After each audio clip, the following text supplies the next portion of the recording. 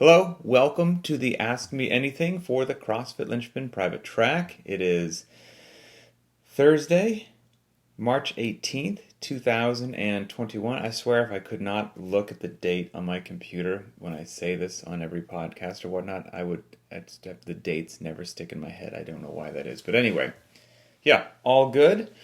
And we've got some fantastic questions as always. Much appreciated to everybody that submitted one. We will discuss the most upvoted ones. I've got my answers laid out. And depending upon if I stay on track or if I go down rabbit holes, I just don't know how long. I've got 3 questions lined out, and that might be 25 minutes, it might be 55 minutes. We'll just see. But the first question, the most upvoted question, was from Matt S.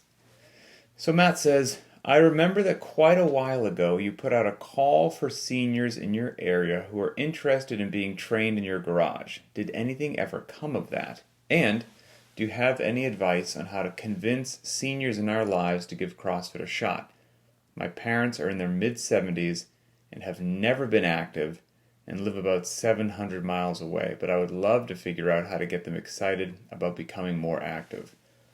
What an awesome question. A fantastic question and a meaningful, purpose-driven question, which is, again, why I really like it. So, all right, let's dissect it. Yes, quite a while ago, I put out that call for seniors that I wanted to train for free in my garage. And, yeah, that I had 4 or 5 different individuals.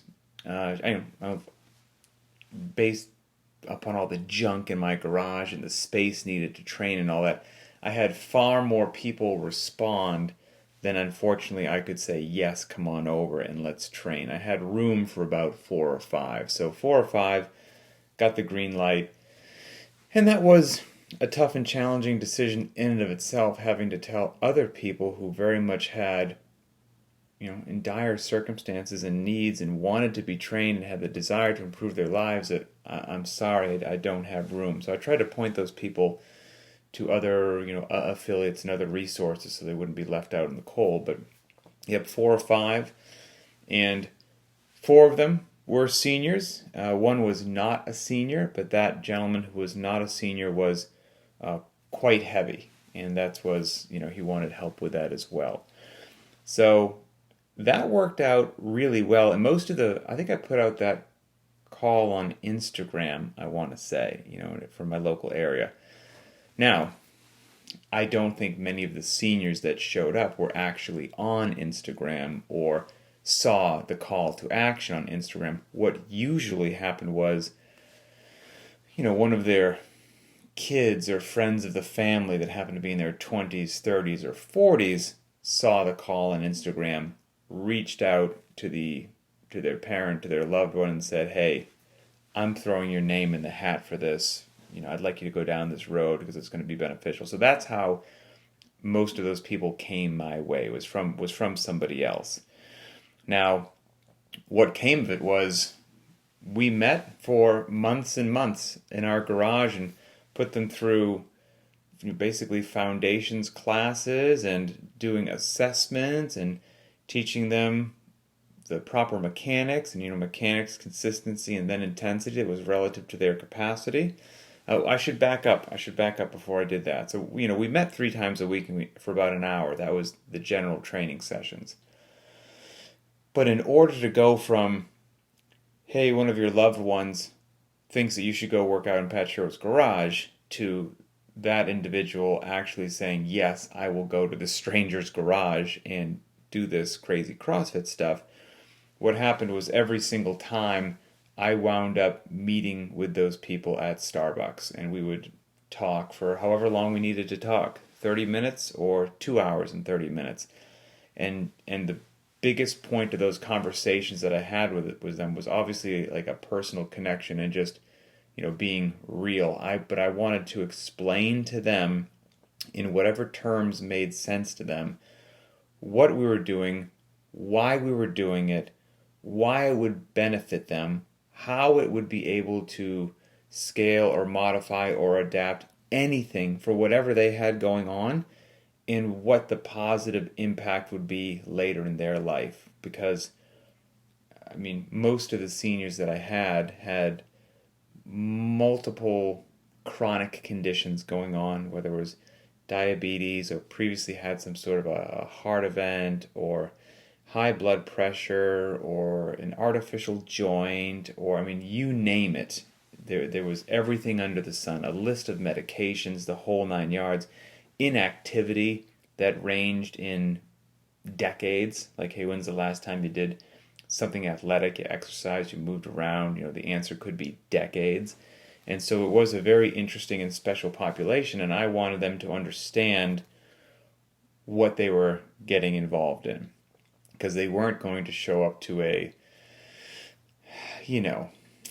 fancy establishment with mirrors on the walls and, comfortable machines that they were going to sit down on. This was going to be a garage, and where there was barbells and kettlebells and chalk and rings and concept two rowers and boxes and medicine balls and things that most likely would look very foreign to them compared to whenever it was the last time that they had some physical fitness in their life. And I wanted them to understand what that was to minimize the shock. And then I think one of the biggest factors in getting the seniors to come on board, to buy in, to say yes,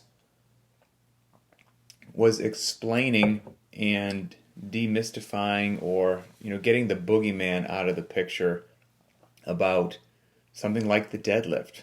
Like, hey, I'm a 74-year-old man or woman. Why in the world do I need to deadlift? Why in the world do I need to squat?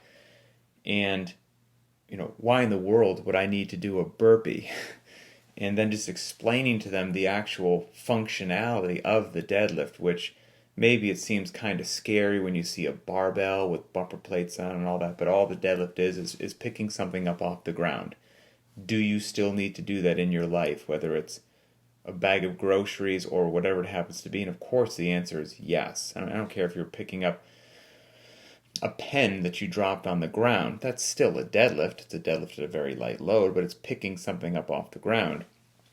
And, you could always tug on the heartstrings if need be, if you needed to go that route, which is, do you have grandkids? Yes. Can you currently pick your 4-year-old granddaughter up? Answer, no. Would that mean a lot to you if you could? Of course it would. Well, there's a worthwhile goal. Let's get you to the point that you can safely pick up your grandkid. How awesome is that? I don't know a single senior citizen in the world to be like, not really of interest to me. So on top of just the functionality needed for life, I mean, there are some really cool goals that you can tailor to a senior's population that, in my humble opinion anyway, are way cooler than anything you see on the competition floor.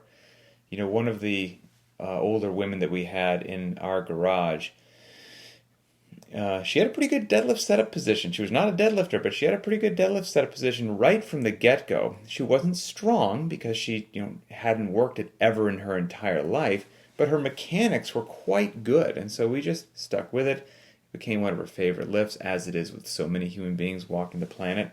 And when she first started, it was just PVC pipe, a little bit more weight, till she could get to a 15-pound trainer bar with a set of 10-pound bumpers. So she's got a 35-pound deadlift that she's rocking.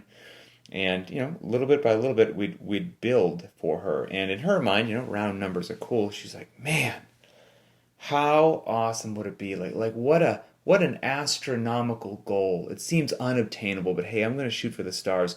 Wouldn't it be amazing if now in my approaching 70 years old, or in the early 70s, I could do a 100-pound deadlift? Wow, wouldn't that be amazing? And I was like, look, I can't tell you what, I can't promise you a number, but I can promise you if you stick with what we're doing and you trust me, you will improve. I guarantee you that. Anyway, long story short, cut to the end of the movie, she wound up pulling a 100-pound deadlift for a triple. and she was over the moon.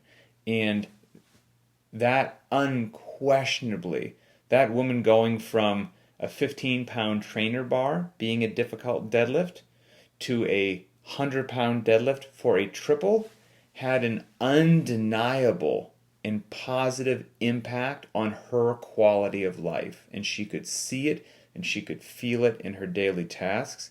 And so, the program and the efficacy of what we do, it speaks for itself, but you have to explain it to folks in a way that they understand why. They understand why we're doing what we're doing, that it's infinitely scalable. Wherever you're coming from, we can meet you there and tailor the program for your needs, and the benefit will improve. And these same stories happen with squatting, metabolic conditioning. You know me. I love intervals. I'd make them do intervals as well. They were on the rower, they were on the bike, they were shuffling up and down my driveway. It was good stuff. And also something like the burpee, especially for a senior, you can make a huge argument that something like the burpee is a life critical movement. Heaven forbid, for whatever reason, they go down, they trip. Seniors, people as they get older, have a tendency not to pick their feet up off the ground as high as they used to when they were younger. They tend to shuffle their feet. So as people get older and older, tripping and falling become a significantly higher hazard because you're just not picking up your feet like you used to. And now something which isn't that high, you catch the front of your toe on it, all your momentum was going forward anyway, and now the building's going down. And so now if you have somebody who is older, they've stopped working out, so they're frail, and they haven't been on the ground under their own free will in years, because why would somebody who doesn't work out just want to get up and off the ground? So there's some seniors that have not been on the ground in an astonishingly long time. So now they trip because they haven't been working out. The range of motion has decreased. Well, they're not doing things relative to them that are complicated like we do in CrossFit, right? Things requiring coordination, accuracy, agility, and balance. So their balance and their ability to correct when something like a fall is taking place has been greatly compromised and diminished because you have let it just fade away over the years by not practicing complicated movement patterns. And now when they're about to go down, they're of course going to extend their arms to try to catch their fall, but they haven't maintained strength, push-ups, burpees, dips, things of that nature, and it comes crashing down. There's probably going to be multiple injuries when they hit the ground, and then when they hit the ground, they may not be able to get up off the ground. So, explaining this to folks as to we want to ideally prevent falls by increasing your range of motion, your agility, your balance, how much high you pick up your feet off the ground, etc., etc. And then heaven forbid you do go down, I would rather have you go down with a stronger and a more resilient body than with a weaker and frailer body. And then if you do get on the ground, you will know that you have the capacity to get up over and over again. And you'd much rather be that human being than the other human being. So all of these things are true, and we're absolutely going to do them for these senior citizens. But they don't know that that's what we're going to do for them. They don't know that that's what CrossFit delivers. And so the education piece, just like I say all the time here at CrossFit Linchpin, that I'm so, one of my major priorities on top of trying to provide the most beautiful and elegant and effective programming that I can, is the why, the knowledge and the athlete education piece. Like the more you understand why we do what we do, the more you'll get it, the more you'll commit to it, and the more you'll realize how consistency pays off and why you're in the gym exerting yourself every day, because the payoff is worth it. And we do a lot of things with the seniors that, to some degree look like the agility drills that we do. I mean, this is stuff that pays off down the road. You don't want to lose your ability to be an agile human being and pick your feet up. But for them, it would be something like almost like a drunk driving test that a police officer would give you. I mean, I would just draw a chalk line down the middle of the floor in my garage, and they would attempt to walk on that chalk line just heel to toe, again like a DUI test, without falling off the line and stumbling. And none of them could do it. None of them, because they hadn't tried to do something like that in years and years, and it is a perishable skill. And as the weeks and months went on, all of them significantly improved on these tests that were measurable, observable, and repeatable, and they could see with their own eyes, I am actually improving my balance. I am improving my coordination. I am getting stronger. I can breathe better. My 500-meter row was this many minutes when I started. Now my 500-meter row has been reduced to this many minutes. My deadlift was this. Now it's this. I had this nice mat. Actually, it's the mat that on yesterday's video my family was doing burpees on. A little bit of a gymnastics mat, that I bought from Rogue, and I would lay that out there for them, and that's what they would do. Their version of burpees was, which was just, there's no jumping in and jumping out at their age. It was going down to one knee, placing a hand on one knee, placing another hand on a bench or the floor, whatever they needed to do, getting down into the prone position, and then with or without assistance of a bench or something or box if they needed it, just coming back up to standing. Whatever that looks like for you, you can get down on the ground and then you get back up. And we'll eventually reduce the amount of assistance needed, and that's a measurable thing. Hey, we're going to run the clock, and for 1 minute at a pace which is safe and comfortable for you, how many times can you get down in a prone position on the mat? How many times can you stand back up in a minute? We're going to measure that again at the first of every month, and I guarantee you at the first of every month, you're going to get up more in that 1 minute. Measurable, observable, repeatable, and directly and positively impactful to their entire existence on this planet. So, yeah, it was really cool.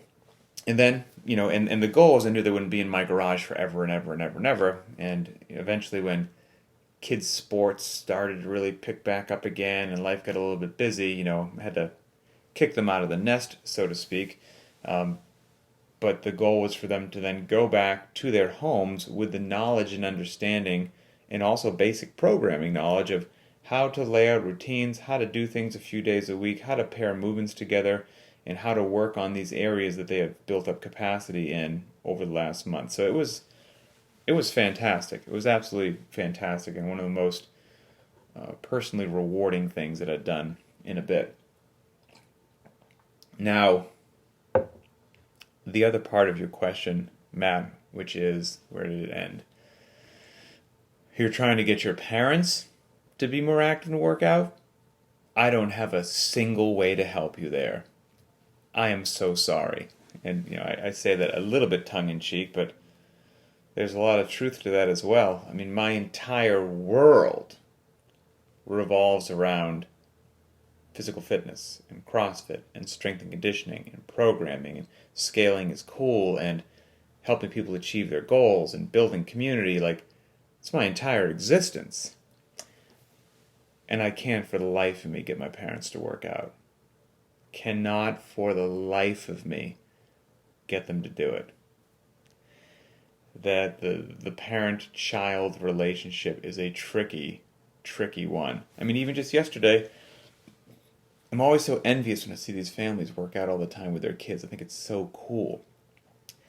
And our kids just aren't those kids. They see me and Emily work out all the time and really not that interested. And they're sports freaks. I mean, they play sports all the time, and they're highly athletic kids that are active. So that's why it's fine with me. I'm not gonna. I think if I push CrossFit on anybody, that's the best way to make sure that they hate it and never want to do it. So I never push on it. If they want to do it, fantastic. If not, no worries. They're off being active, doing other things. But how to influence your family members, I think, is it's a heck of a tightrope to walk, and it's very challenging. And I wish I had a beautiful answer, because I've tried everything under the sun with my folks, and to no avail. So I wish you luck. That's all I can say. I wish you luck. Okay. See, that was a bit of a rabbit hole. It was one question, but that was 20 minutes. So, question number 2 from Daniel C. What is the one specialty piece of equipment that every garage gym needs? Excellent question. Okay. So, before I say what the one specialty piece of equipment is, here's what I'd like to see beforehand. Okay, these would be my must-haves before you have the specialty piece of equipment. depending upon space and financial constraints and whatnot, that's why we have the limited equipment option, the dumbbell version, because you can get outfitted for about a few $100s, which I know is a lot of money, but in the grand scheme of outfitting a gym, it's not.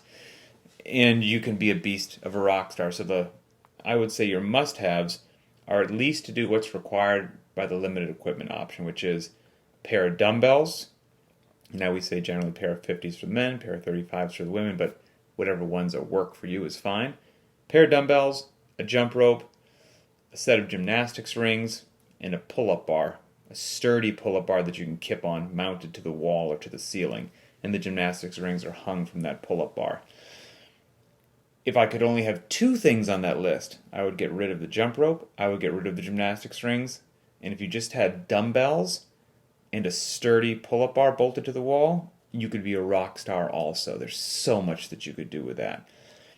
The pull-up, the dumbbells are critical, but the pull-up bar is critical too. You can do workarounds and modifications and creative ways if you don't have a pull-up bar to substitute them, but there is nothing quite like a pull-up. It's a really tough movement to have a beautiful one-for-one kind of variation of. So if you don't have a pull-up bar like that, that would be very high on the list. But let's assume that you do. You've got that gear. Those are my must-haves. We're not on the specialty gear yet. Then, what would be nice to have, which would be great to have, still not specialty, and this list could be 50 things long, but I'll keep it intentionally very brief. The next things which would be great to have, a barbell, bumper plates, and squat stands. Phenomenal. Barbell, bumper plate, squat stands. If you had that, on top of everything else that I previously mentioned, you could be set for life if you want to. I mean, you're set for life with the limited equipment deal. And then, of course, it'd be nice to have a biker or a rower. I mean, obviously it would. I mean, and the list goes on and on and on. So those are the kind of the normal things that we speak of. So now let's get into specifically what the question was, which would be what would be one specialty piece of equipment, assuming that you're happy with the other things that I mentioned. This won't be a shock to many people that have been following Linchpin for a while. I'll sip my water for dramatic pause. It would be your friend and mine, the glute ham developer. Not a sexy piece of gear, not a flashy piece of gear. As a matter of fact, you can always usually hop on one at most affiliates because they probably, in my opinion, don't get the love, respect, and attention and use that they deserve. The glute ham developer is a big, heavy, unwieldy, expensive piece of kit. And so I know that. And even knowing all those things, which aren't wonderful things, right? Big, heavy, unwieldy, expensive. Even as aware as I am of those characteristics, it's the choice that I would say for the next piece of specialty gear I would love somebody to get. A good one, you get what you pay for, buy cheap, buy twice, and I have broken a GHD previously, the first cheap one that I bought many, many years ago. You're going to spend probably north of $500, but if you get one from somebody like Rogue, which is the one I've got, the one that broke was not Rogue, you're going to pay money for it for sure. It will survive a nuclear attack, and you will give it to your great-grandkids. It's just bomb-proof, overbuilt and bomb-proof. But you get what you pay for, get a good one. But for the glute ham developer, we post about it regularly in our warm-ups. And it's a phenomenal tool. I would say it's a tool for both the body and the mind. So for the body, it allows you the ability to develop and strengthen your midline, which is just the center of all athletic potential, like a strong midline and explosive hip opening. Like you've got to have those two things for darn near anything that you want to do in the gym, in athletics or whatnot. Strong midline, explosive hip opening.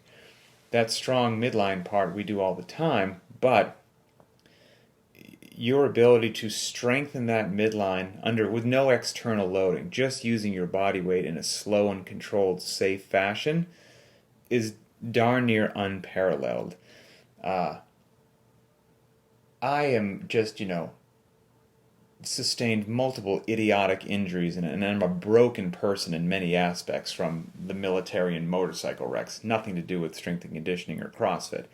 Military and motorcycle wrecks. And I attribute and give credit to my spine health and my spine strength completely for my buy-in on using the GHD. I'm on that GHD 3 times a week in my garage for warm-ups and things like that, specifically doing hip and back extensions. There's a ton of stuff that you can do on the GHD, and a lot of them are confusing to folks as well. And there's some beautiful videos that we attach as part of the Linchpin private track, but you can also find them just if you go to YouTube, like CrossFit YouTube channel, and you can see 3 different movements, and I think some people get them confused.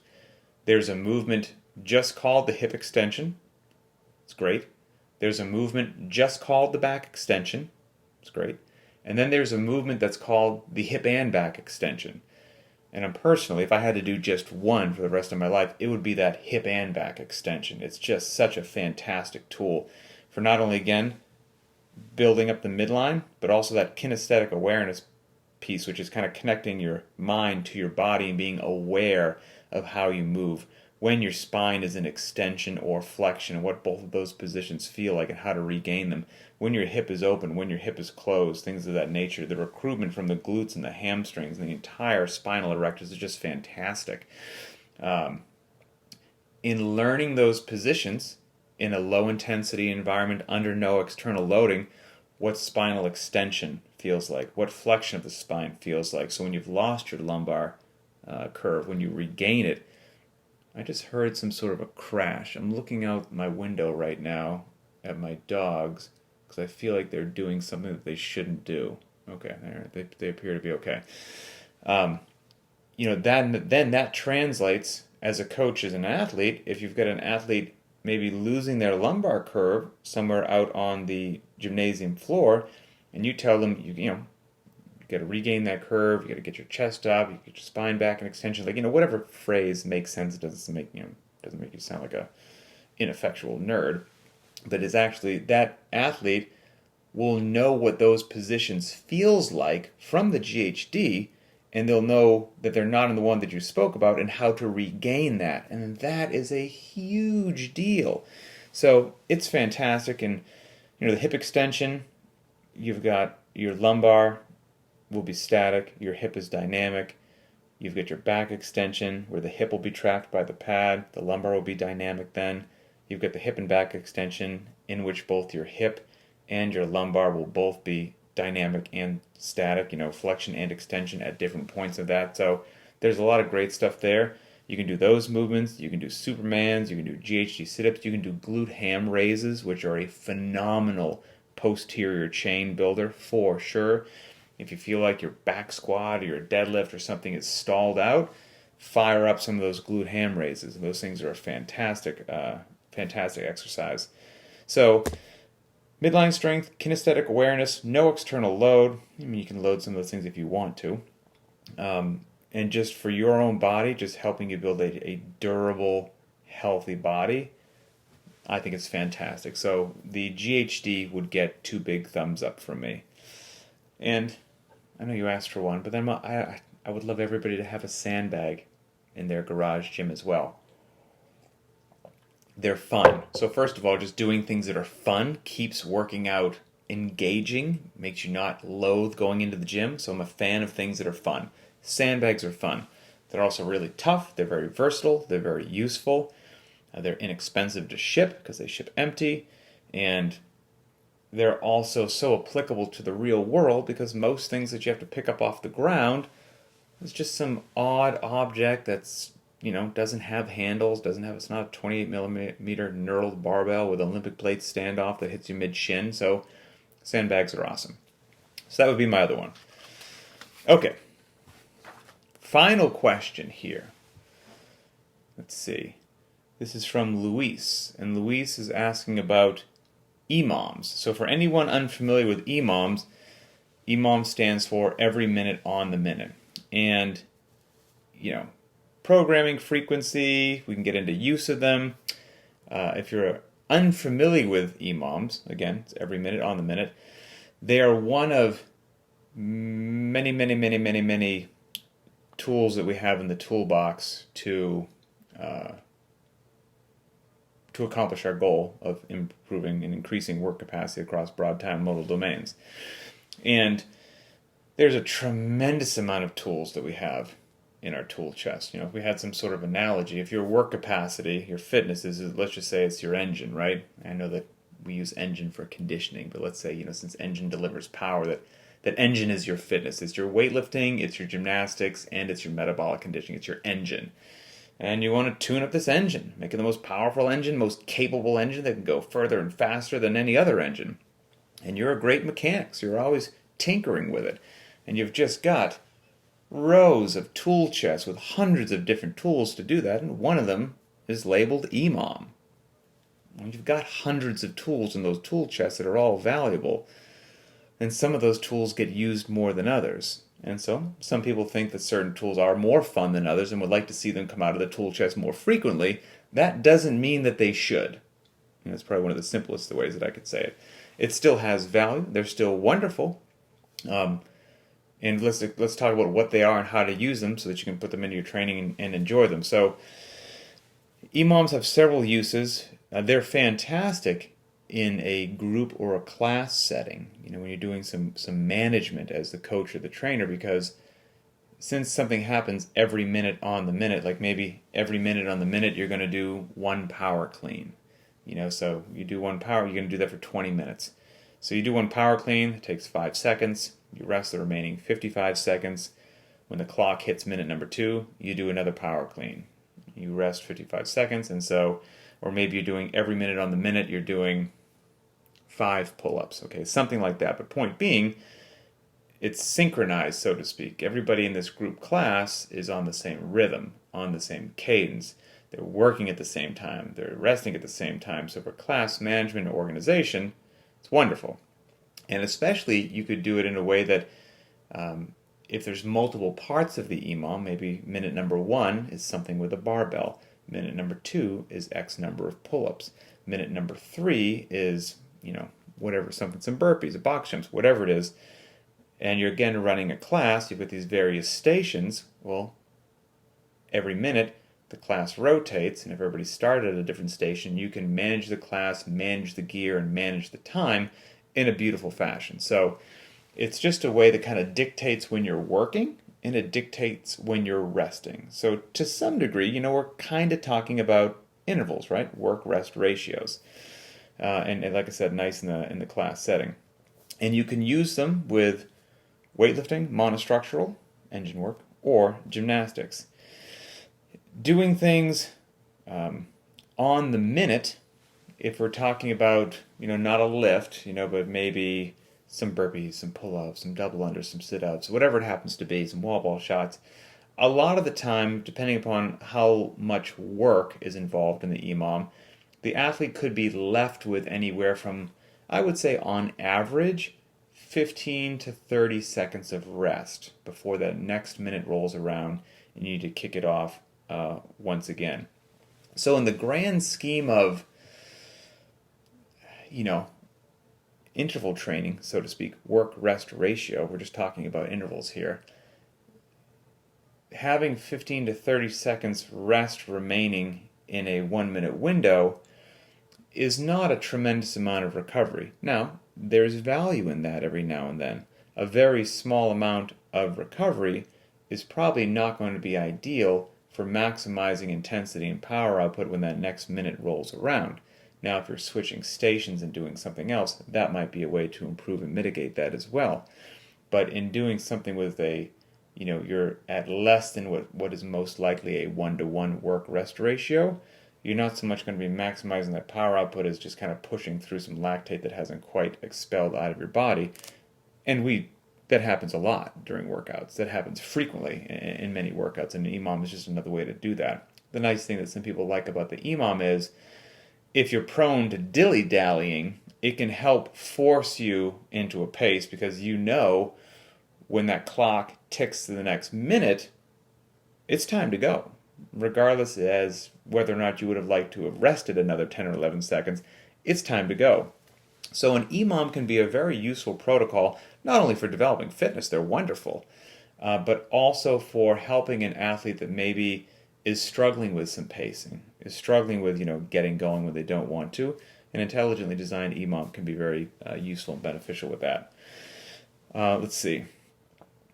I personally really enjoy EMOMs for some lifts, and we'll do that every now and then at Linchpin, and people love them, and it's not infrequent for people to get some good PRs on something like a every minute on the minute for 30 minutes, one power snatch. And so that's a great way, keeps lifters on pace. It is a bit of a shortened rest cycle, but you get repeated exposure to what that lift is, kind of grease the groove there, and people seem to excel very much on those days, and they enjoy them. Let's see. EMOMs that we have done in the past, and since the topic of an Ask Me Anything question today, maybe we should blow the dust off them and do them again. Chelsea is a beautiful classic CrossFit EMOM. So as if Cindy wasn't bad enough, and Cindy is an AMRAP, as many rounds or repetitions as possible of 5 pull-ups, 10 push-ups, and 15 squats, just AMRAP 20 minutes. One round is 5 pull-ups, 10 push-ups, 15 squats. Chelsea is every minute on the minute for 30 glorious minutes, one round of Cindy. So every minute you're supposed to do 5 pull-ups, 10 push-ups, 15 squats. And if that takes you 40 seconds, you get to rest 20 seconds, and then you hit it again at the minute. If that takes you 55 seconds, then you've got only 5 seconds to rest, and you hit it again. And you try to hold that for 30 minutes. That's Chelsea.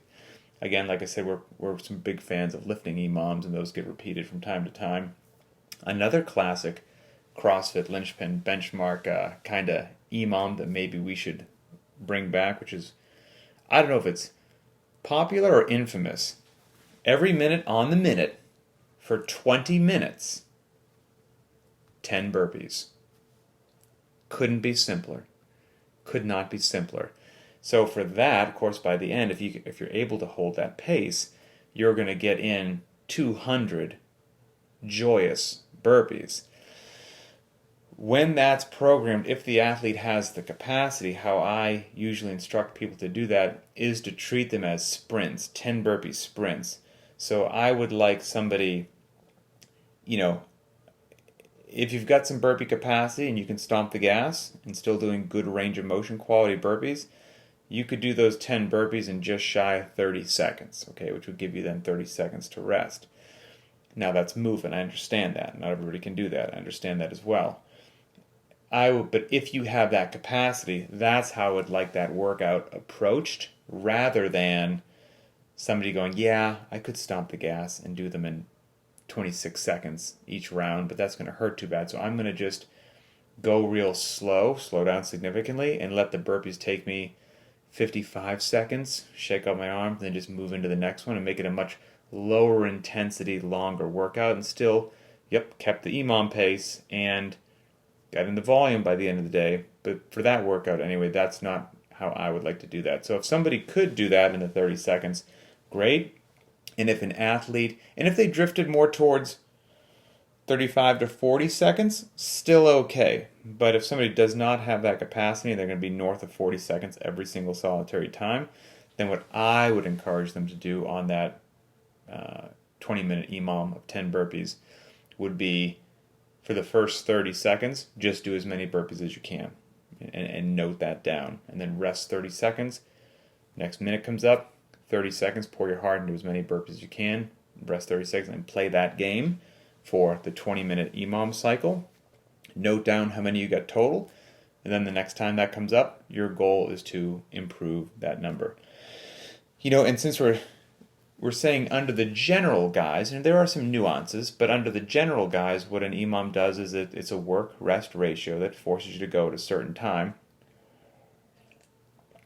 There are other ways on top of EMOMs that accomplish that same goal. You know, a Tabata protocol is nothing more than a work-rest protocol as well, forcing you to work for a certain period of time, and then you've got a set amount of rest, and then no matter what you feel like, it's time to go again. And Tabata is always nasty when we put it up there. Death buys, to some degree, they're not exactly, an EMOM, but every minute you've got to start, regardless of whether you get a lot of rest or a little rest. And of course, as the death by protocol goes on, you get less and less rest. And so your recovery is tested as well. And so again, not exactly the same, but it forces you to a certain pace, whether you like it or not. And we're big fans of interval training, and we do intervals darn near every week. And interval training is exactly this to some degree, meaning whether I dictate the rest or you choose the rest, your rest is set. And you worked hard and knocked out the work, your rest is set. And when that rest period comes to an end, like it or not, it's time to go again. And so interval days can also, once again, help athletes with pacing. Let's see, is there anything else I wanted to hit there? Oh, no, I think that's about it. Okay. Oh, let's see. Jason says that the EMOM 20 minutes of 10 burpees is his favorite vacation workout. Whew, that thing is a stinger. I'll do burpees on vacation for sure, but I usually don't do that one because I got to be in a special place for that. So, okay, let's end with a few just Linchpin shout-outs, okay, that I've picked up from the Facebook page. First one is very cool. Just trusting the Linchpin community is what I entitled it, and it's from Sean. I'll remove their last name from Sean. This makes me happy because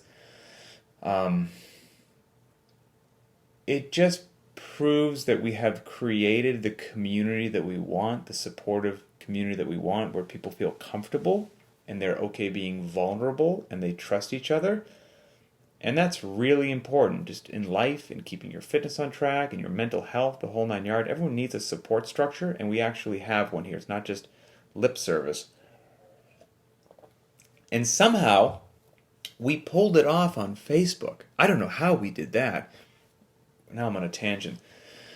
When I have to I first open up Facebook, and if somehow I've got off our private track closed group, and I have to get to our Facebook page, just the regular feed of people for some reason that I've allowed to be my friends, the garbage and dumpster fire and just divisive postings that I see are stressful and horrific.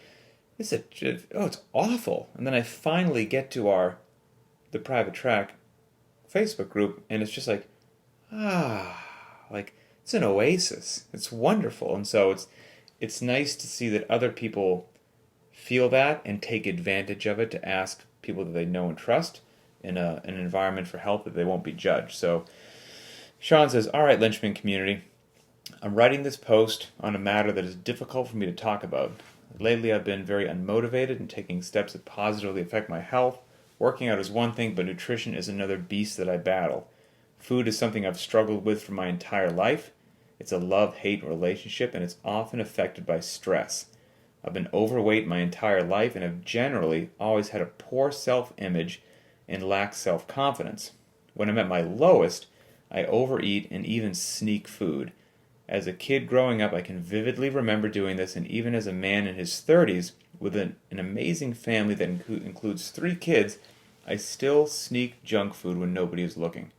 Currently, I'm at the heaviest I've been in my life, feeling like I'm at the bottom of a mountain staring upwards. I know I need to lose weight and feel as I need to begin with the basics of health and nutrition for long-term success. I'm looking for some real-world experience from the people in this community on what has helped you overcome your own nutritional hurdles. What steps would you take? There was a huge outpouring of support for that post, and he got a tremendous amount of actionable information to take forward. But that's a very transparent and authentic and, again, yes, vulnerable post. So it means the world to me that we have cultivated a community where people feel comfortable doing that, and it shouldn't be taken lightly, and it fills me with pride. This one's just a feel-good one. A short one, a feel-good one. Everyone likes to feel good. So this one basically, in a humorous way, this is Brandon, says, "Hey Pat, why didn't you do a better job selling me on Linchpin and Beyond the Whiteboard sooner? I've been doing CrossFit for over 9 or 10 years, mainly doing my own programming and stealing from," he mentioned some other, well-known places, which I won't mention. "I've always trained in my garage, usually squatting 2 to 3 times a week heavy. Anyway, I just hit a 300-pound front squat PR, which is a PR by 25 pounds today. In the month and a half that I have done your program, I'm less beat up, doing less heavy lifting, and getting PRs. Thanks for everything. I wish I would have started it sooner. If anyone is reading this and just trying to stick with it. It's the best out there." That's very cool. I mean, I'm a human, right? I mean, obviously, I try to be humble. That gives me wings and lifts me up. It's just great to know that what we try to deliver is actually happening for the community. And I think that's one of the biggest things that confuses people, right? But we see it all the time, which is, you guys don't lift heavy every single solitary day of your life. I'm going to lose all my gains.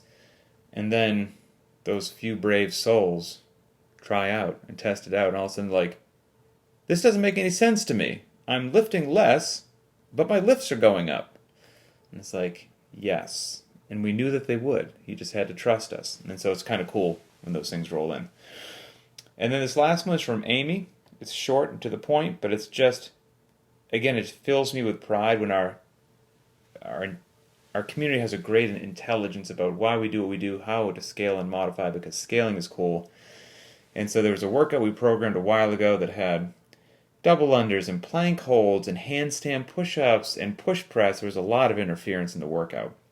And Amy says, "This was super spicy. I substituted jumping jacks for the jump rope and couldn't get the space to do like walk-arounds in a pike position with your feet in a box in place of handstand walking." There's handstand walking there as well, or handstand push-ups.